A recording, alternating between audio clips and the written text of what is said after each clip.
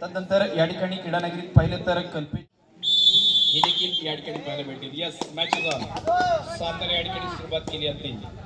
आजच्या दिवसातील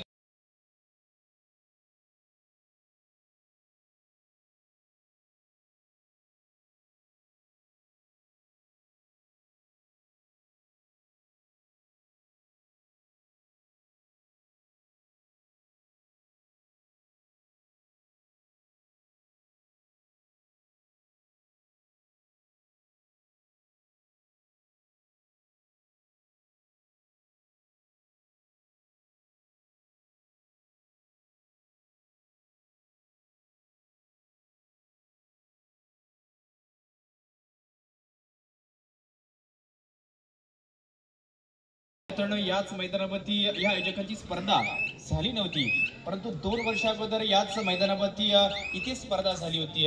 त्याचवेळी देखील मी या शेवटच्या दिवसात या ठिकाणी समालोचन करण्याकरता दाखल झालो होतो आणि अंतिम सामना नक्कीच या ठिकाणी श्रीराम कामते विरुद्ध यजमान संघ जय हनुमान कळंबस्ते अशा पद्धतीचा अंतिम फेरीचा सामना झाला आणि अंतिम चषकामध्ये यजमान जय हनुमान कळंबस्ते संघाने नाव कोरलं होतं. अशा पद्धतीचं ते 2 वर्षापूर्वीचं सत्र होतं, परंतु आता वर्ष बदललेत, खेळाडू बदललेत, संघ बदललेत आणि त्यांचा खेळ देखील बदललेला आहे आणि हे बदलतं चित्र देखील या ठिकाणी आपल्याला पाहायला मिळते. परंतु आता खऱ्या अर्थाने ज्या खेळाडूने पहिलं तर ह्याच सुकाई क्रीडा मंडळ चिंचगिरी संघाच्या नावाला उभारी मिळवलेली आहे, याच संघाचं नाव ज्यानं उंचावलेलं आहे तोच मॅनफ्रॉम सुकाई क्रीडा मंडळ चिंचगिरी संघाचा अक्षय होडे या ठिकाणी ही चढाई देखील करतोय. पहिलं तर 2-2-2 अशा पद्धतीचा 6चा संच समोर या ठिकाणी असताना हा एक अशा पद्धतीचा खेळाडू आहे. याच खेळाडूंना घेऊन प्रत्येक मैदानामध्ये दाखल होतो, खेळ देखील चांगल्या पद्धतीने.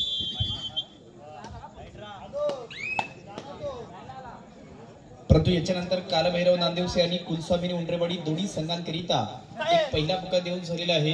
आजच्या सत्रात देखील चांगल्या पद्धतीचे सामने या ठिकाणी होणार आहेत.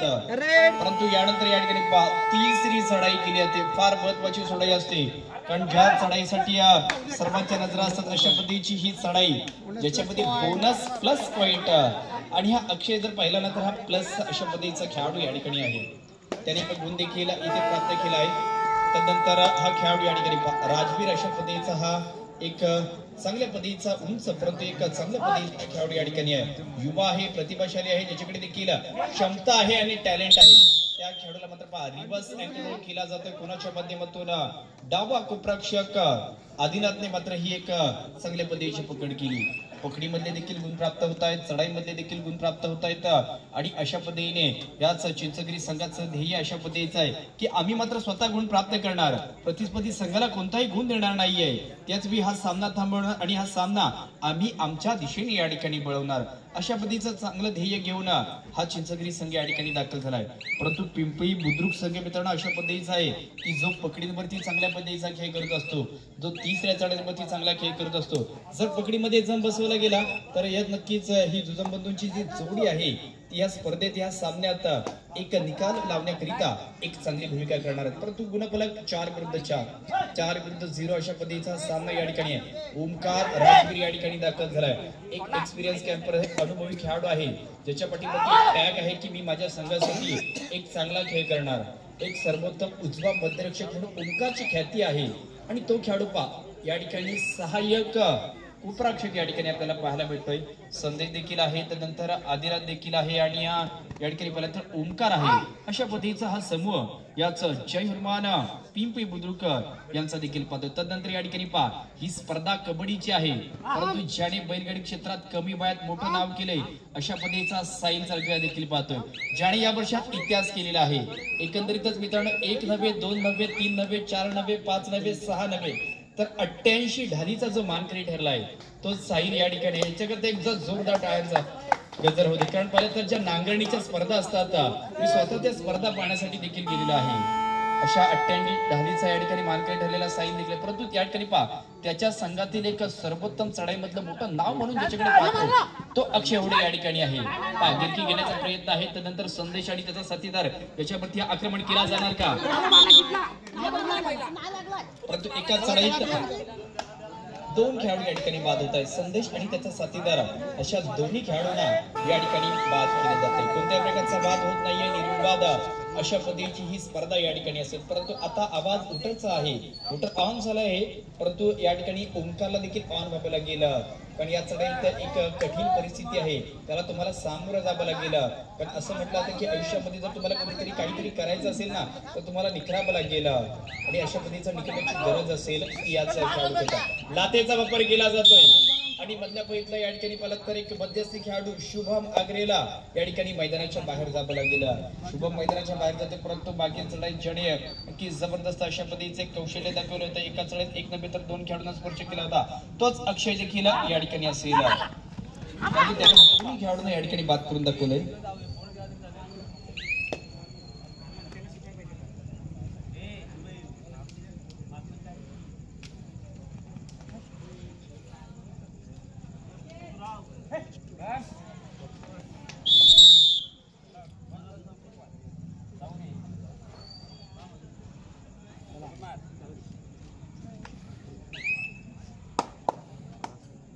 परंतु या ठिकाणी पहिला लोन या ठिकाणी यशस्वीरित्या दिला जातोय, तो याच चिंचगिरीच्या माध्यमातून। परंतु त्याच्यानंतर देखील आक्रमण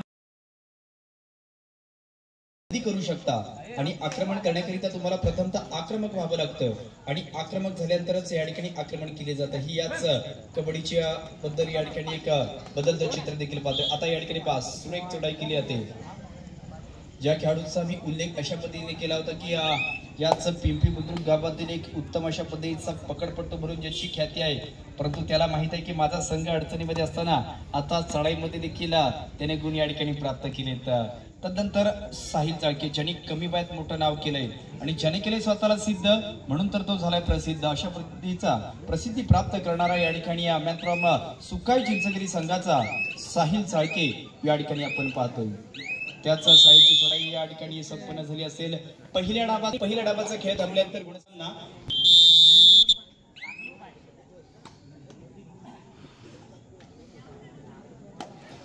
तदनंतर या ठिकाणी 3 विरुद्ध 12 असं या ठिकाणी हा पहिल्या हाफचा या ठिकाणी आपण खेळ पाहिला, परंतु आता दुसऱ्या हाफच्या दिशेने देखील आपण पळतोय, कारण दुसऱ्या डाबात आम्ही चांगल्या पद्धतीने खेळ करणार अशा पद्धतीची आकांक्षा घेऊन आकांक्षा घेऊन पिंपरी बुद्रुक जय हनुमानचा हा जो संघ आहे तो या ठिकाणी खेळ करणार आहे।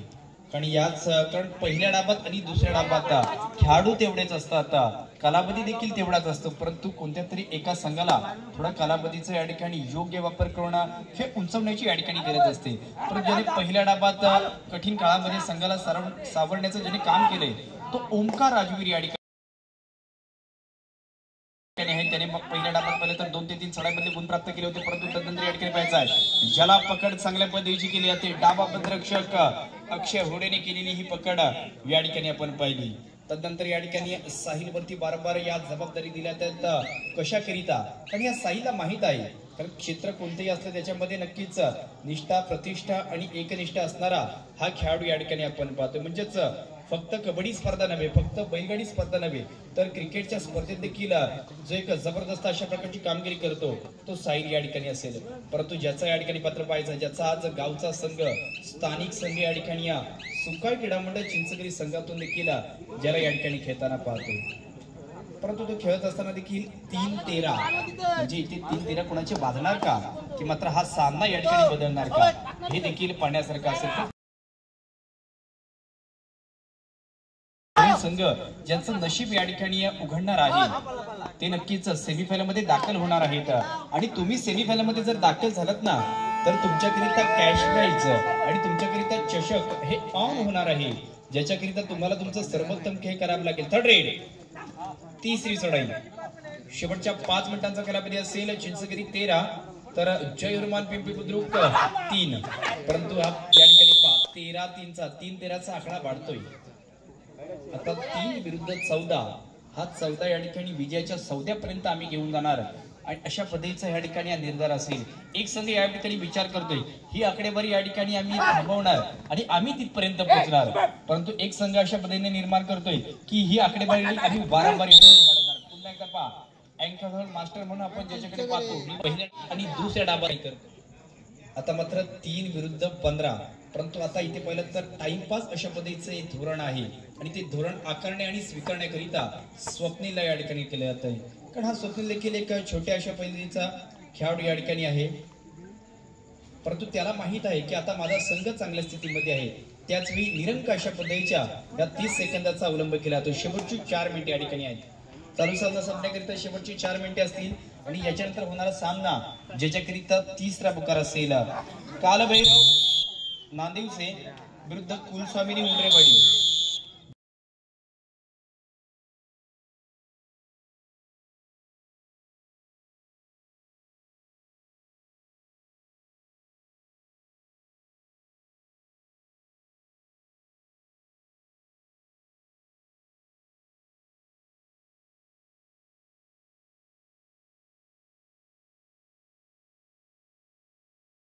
या ठिकाणी आपण पाहतोय तो म्हणजेच ह्या सामन्यातला उर्बातातला काही मिनिटांचा कालावधी शिल्लक आहे आणि त्या मिनिटांमध्ये कारण प्रत्येकाचं स्वप्न आहे की आम्हाला या ठिकाणी याच जय हनुमान चषकावरती नाव कोरायचं आहे। त्याच्याकरिता तुम्हाला देखील काम मोठं करावं लागेल आणि अशा पद्धतीची मोठी काम शेवटची 3 मिनिटांचा कालावधी आहे आणि तिसरी चढाई देखील आहे।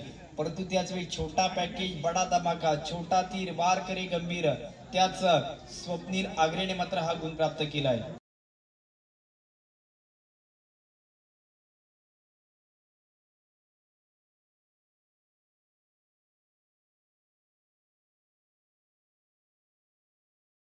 थांबायचं आहे। काहीच मिनिटांमध्ये हा सामना या ठिकाणी संपणार आहे। एक संभाव्य संघ या ठिकाणी जिंकणार आहे, ज्याच्यानंतर आपला सामना हा देखील या ठिकाणी खेळेल, ज्याच्यावरती ही भूमिका असेल। समोर पहिले तर 2 खेळाडू आहेत, आदिनाथ आणि त्याचा साथीदार, हे 2 खेळाडूंचा समूह या ठिकाणी असेल। त्याच वेळी पाहिलं तर नक्कीच संत होतोय, सावध होतोय। शेवटची 2 मिनिटे या ठिकाणी घोषित केली जातात। त्याच वेळी मात्र पाहायचं इथे सुपर टॅकल होणार का, परंतु नाही।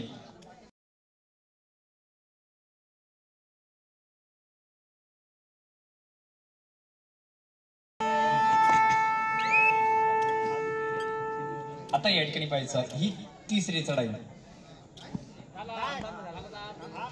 चला दोन्ही संघ प्रवेशद्वारावरती येऊन थांबतील। शेवटचा पुकार कालभैरव नांदिवसे विरुद्ध कुलस्वामिनी उंडरेवाडी। दोन्ही संघांकरिता हा महत्वाच्या सामन्याकरिता महत्वाचा तिसरा पुकार असेल।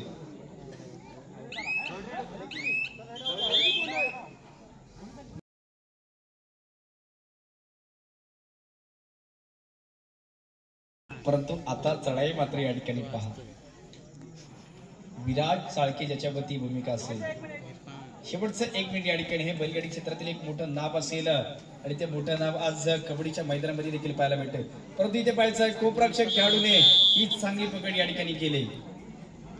बोनस गुण विराटसाठी प्राप्त झालाय आणि पकडीचा गुण या ठिकाणी जय हनुमान पिंपरी बुद्रुक संघाला प्राप्त झालाय। शेवटच्या काही मिनिटांचा कालावधी शिल्लक असेल।